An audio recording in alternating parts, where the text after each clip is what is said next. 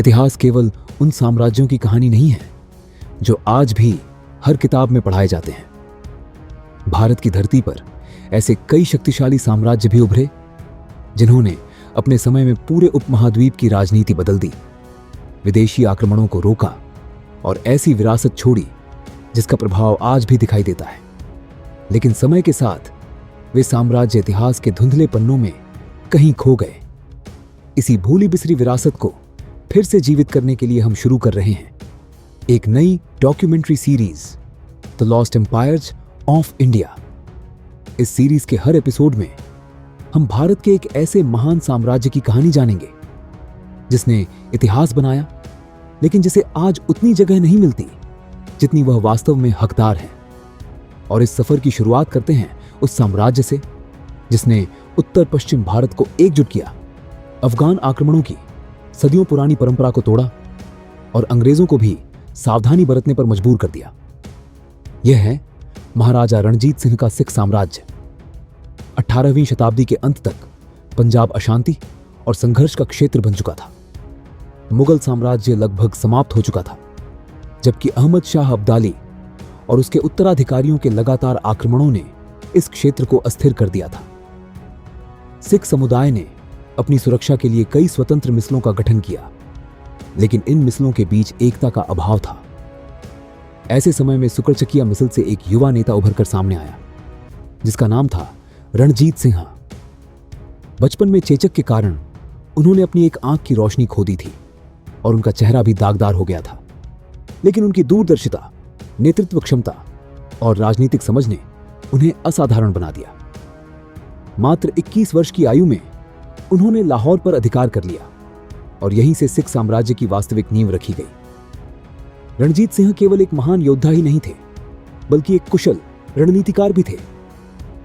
उन्होंने अधिकांश सिख मिसलों को केवल युद्ध के माध्यम से नहीं, बल्कि समझौते, कूटनीति और राजनीतिक संतुलन के जरिए अपने साथ जोड़ा। कुछ वर्षों के भीतर पूरा पंजाब एक ही सत्ता के अधीन आ गया। यह उपलब्धि इसलिए भी महत्वपूर्ण थी क्योंकि सदियों से यह क्षेत्र छोटे छोटे शासकों और बाहरी आक्रमणों के बीच बंटा हुआ था। सिख साम्राज्य की सबसे बड़ी उपलब्धियों में से एक थी उत्तर पश्चिम से होने वाले अफगान आक्रमणों का अंत। इतिहास में महमूद गजनी, मोहम्मद गौरी और अहमद शाह अब्दाली जैसे आक्रमणकारी इसी मार्ग से भारत आए थे, लेकिन रणजीत सिंह ने पहली बार इस दिशा में रक्षात्मक नीति छोड़कर आक्रामक रणनीति अपनाई। उन्होंने मुल्तान, कश्मीर, नौशेरा और अंततः 1834 में पेशावर पर अधिकार कर लिया। यह केवल क्षेत्रीय विस्तार नहीं था, बल्कि भारतीय इतिहास की उस धारा को बदलने वाला क्षण था जिसमें सदियों तक उत्तर पश्चिम का द्वार विदेशी आक्रमणकारियों के लिए खुला रहा था। इस साम्राज्य की शक्ति का सबसे बड़ा प्रतीक थे सरदार हरि सिंह नलवा। उन्हें उत्तर पश्चिमी सीमा का रक्षक माना जाता है। उन्होंने जमरूद और खैबर क्षेत्र में सिख सत्ता को स्थापित किया और अफगान कबीलों को लगातार पीछे धकेला। उनकी वीरता इतनी प्रसिद्ध थी कि लोक कथाओं के अनुसार अफगान माताएं अपने बच्चों को डराने के लिए उनका नाम लिया करती थीं। चाहे यह कथा पूरी तरह ऐतिहासिक रूप से प्रमाणित हो या लोक विश्वास का हिस्सा, लेकिन इससे उनके प्रभाव का अंदाजा अवश्य लगाया जा सकता है। रणजीत सिंह यह अच्छी तरह समझते थे कि केवल बहादुरी किसी साम्राज्य को लंबे समय तक सुरक्षित नहीं रख सकती। इसीलिए उन्होंने अपनी सेना को आधुनिक बनाने पर विशेष ध्यान दिया। उन्होंने यूरोप से फ्रांसीसी और इतालवी सैन्य अधिकारियों को आमंत्रित किया, आधुनिक प्रशिक्षण शुरू करवाया, तोपखाने को मजबूत किया और अनुशासित पैदल सेना तैयार की। उनकी खालसा फौज उस समय एशिया की सबसे आधुनिक सेनाओं में गिनी जाती थी और यही कारण था कि अंग्रेज भी पंजाब के विरुद्ध जल्दबाजी में युद्ध करने से बचते थे। रणजीत सिंह की सबसे बड़ी विशेषता उनका समावेशी शासन था। वे स्वयं सिख थे, लेकिन उनके प्रशासन में हिंदू, मुस्लिम और यूरोपीय अधिकारी महत्वपूर्ण पदों पर कार्य करते थे। उन्होंने मंदिरों, मस्जिदों और गुरुद्वारों सभी को संरक्षण दिया। हरमंदिर साहिब को सोने से सजाने का श्रेय भी उन्हें ही दिया जाता है। उनके शासन में धार्मिक पहचान से अधिक महत्व योग्यता और निष्ठा को दिया जाता था, जिसने उनके साम्राज्य को स्थिर और मजबूत बनाया।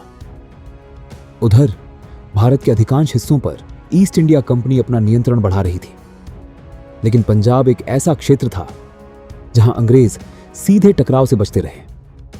1831 में महाराजा रणजीत सिंह और गवर्नर जनरल विलियम बेंटिंग की मुलाकात दो समान शक्तियों के बीच हुई थी। अंग्रेज जानते थे कि जब तक रणजीत सिंह जीवित हैं, पंजाब पर विजय आसान नहीं होगी। 1839 में महाराजा रणजीत सिंह के निधन के बाद परिस्थितियां तेजी से बदलने लगी। उत्तराधिकार के विवाद, दरबारी षड्यंत्र, राजनीतिक अस्थिरता और कमजोर नेतृत्व ने उस साम्राज्य को भीतर से कमजोर कर दिया, जिसे खड़ा करने में दशकों लगे थे। कुछ ही वर्षों बाद पहला और दूसरा आंग्ल सिख युद्ध हुआ और 1849 में अंग्रेजों ने पंजाब पर अधिकार कर लिया। इस प्रकार भारतीय उपमहाद्वीप का एक महान स्वतंत्र साम्राज्य इतिहास का हिस्सा बन गया। लेकिन किसी साम्राज्य की विरासत केवल उसकी सीमाओं से नहीं मापी जाती।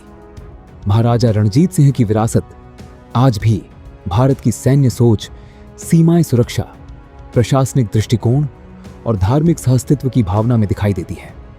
उन्होंने यह सिद्ध किया कि एक दूरदर्शी नेतृत्व, आधुनिक सेना और समावेशी शासन किसी भी राज्य को असाधारण शक्ति प्रदान कर सकते हैं। यही कारण है कि उन्हें आज भी शेर ए पंजाब के नाम से याद किया जाता है।